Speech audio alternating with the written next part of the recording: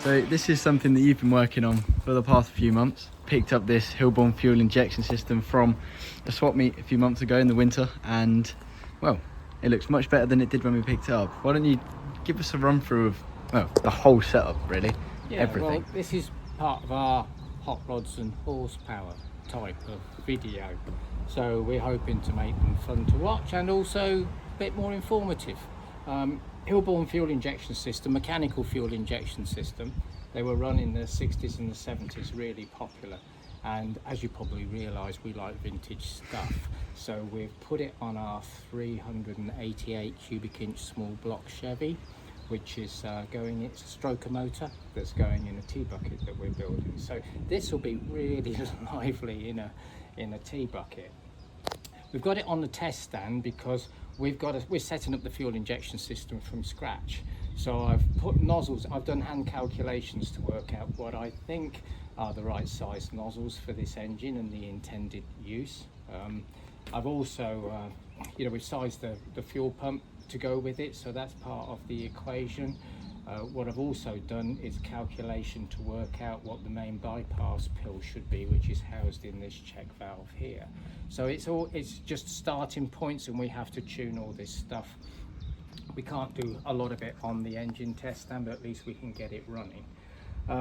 What I've also done, so that we're not bleeding off any high-speed bypass, I've put quite a large heavy spring and shim that up to about 130 odd psi, so that won't be affecting our results. What we really want to do today is just to get it to run and idle. I did get it running a few days ago, but it wouldn't idle at all, and I can explain a little bit the reason why.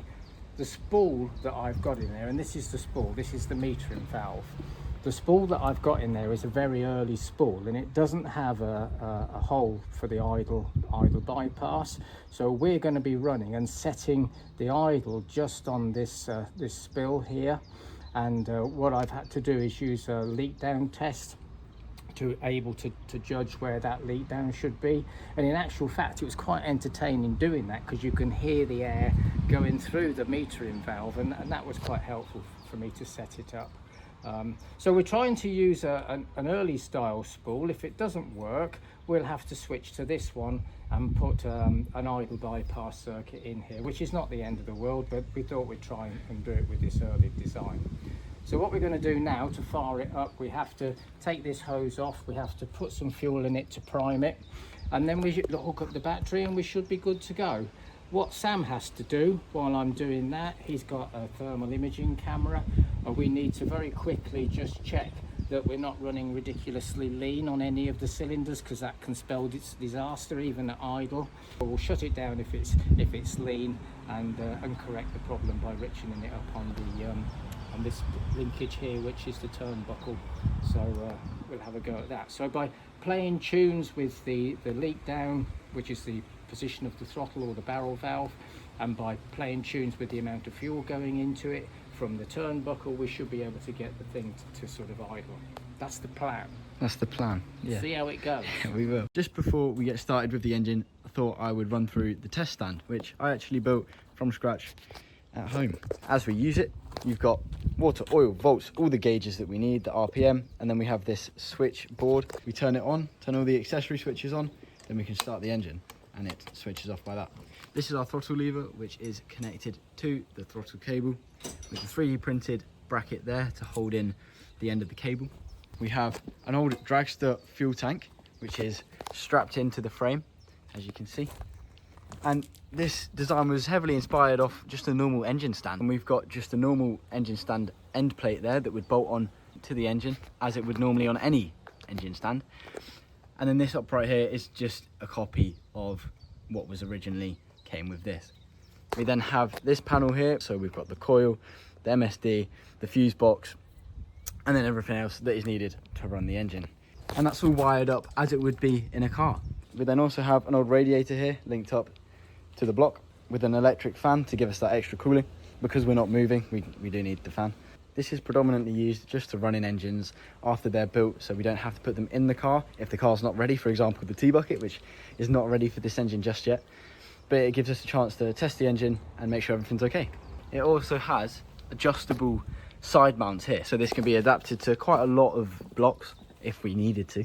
So for example, if we wanted to put a big block on here, we could. If it would fit in the front, that's a maybe. So let's get on to running this engine.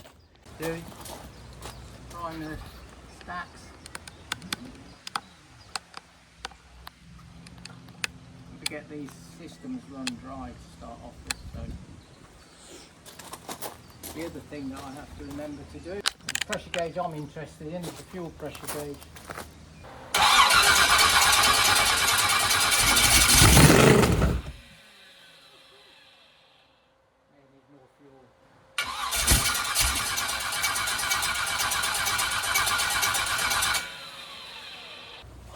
Fuel in it.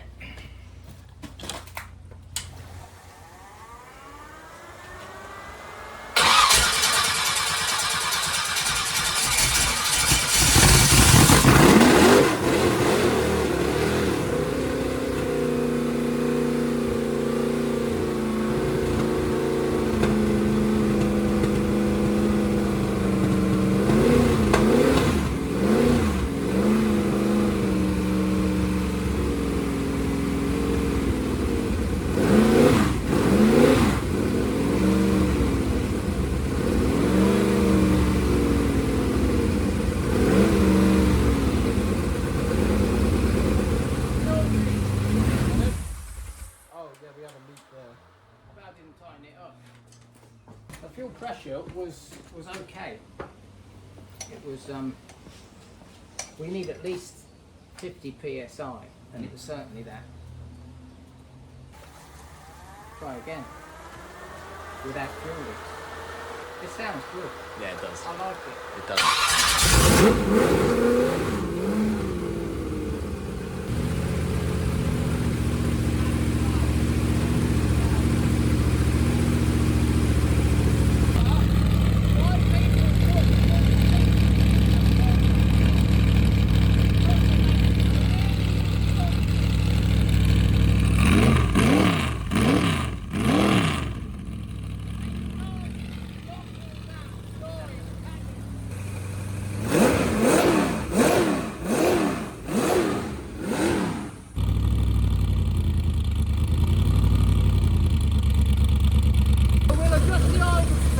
Yep.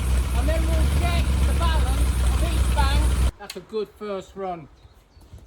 Sounds really good. Do you know what? The setting that I put on the leak down on the barrel valve for idle is the same as you would have on a sprint car.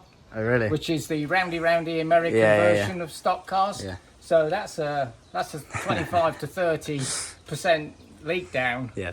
On there, and it seems to be happy. I'd rather it be running cool and rich. That's the safest way. So whenever we set these systems up, we start rich and then we lean them out. But I'm happy with that. I'm really happy. Okay. So what we're doing now? Speed now, and we need to just check between each bank. Just double check my balance between the throttle shafts, and if there's a massive difference in any of the throttle plates, I'll have to readjust the throttle plate. You know, to set these up is quite tricky, and I would recommend anybody that wants to do it, read a book, because there's some hidden secrets about this, and if you don't intimately understand what's going on, it's a fluid system at the end of the day. Go about it in a scientific fashion. Don't leave it to chance. The hoses were perished on this. We've made all our own new hoses. So these hoses have come from Alki Digger to the original spec. They're a high pressure braided hose. We've bought our own crimping machine and ferrules, and we bought the ends off Alki Digger. So we've actually thrown away the other hoses because they were just dangerous, and we've put all new hoses on that. So we've now got the capability to make our own stuff for these, you know, these fuel injection systems. And I might add, whatever we do with this engine, it pays dividends with what we're doing on the supercharged coupe. Yeah. So we're learning how to set up these fuel injection systems, whether they're supercharged or whether they're naturally aspirated, and that's the joy. We're really having fun doing this, and I just hope it makes you smile as much as it's making us smile. What does it actually do? This, Yeah. it's an airflow meter. Okay. It's a little manometer. So the airflow across this little venturi creates a vacuum, and it lifts this float up and down. Got it. So if it's balanced, once you've set this little float to go somewhere where you can see it with this this throttle, this restriction, you can then check it and see if it's balanced.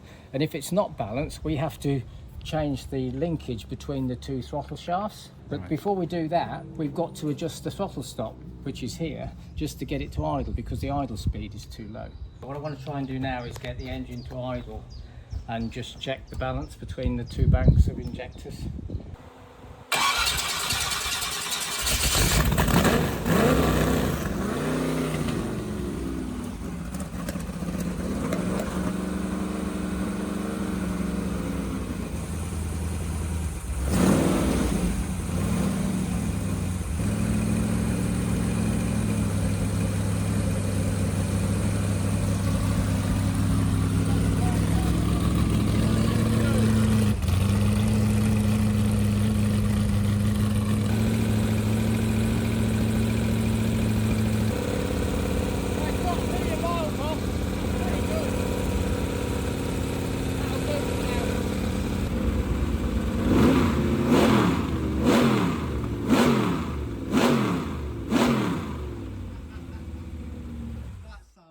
So good.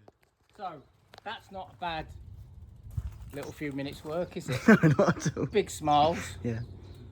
We will decide what we're going to do next, because really the next tune needs the engine on the road, and that really means In the we've got car. to put it in the car. Yeah. But I'm well happy with that. What a beast. That was really good, wasn't it? Yeah, while we're at it, Yeah. we will be continuing the story of the big block build, because we did wait for the summer to spray the block, so you can see that we've actually started to prepare our big block, and we will be going through the build with this, explaining why we're notching the bores, talking about the use of Glip tool for improving oil drain back, and we've got a whole story about the lifter valley breather that we put in here. And, Yes. Watch the first episode, yeah. and that'll explain everything about that. Yeah, big block will be coming together in the summer. Obviously, this is running amazing. Sounds really good. Ready to go in the T-bucket, I think. So thank you for watching the video. We hope you've enjoyed it. If you like this sort of thing, then give us a thumbs up, and we know we'll do more, because there's plenty more to come from Fairhurst Racing, that's for sure.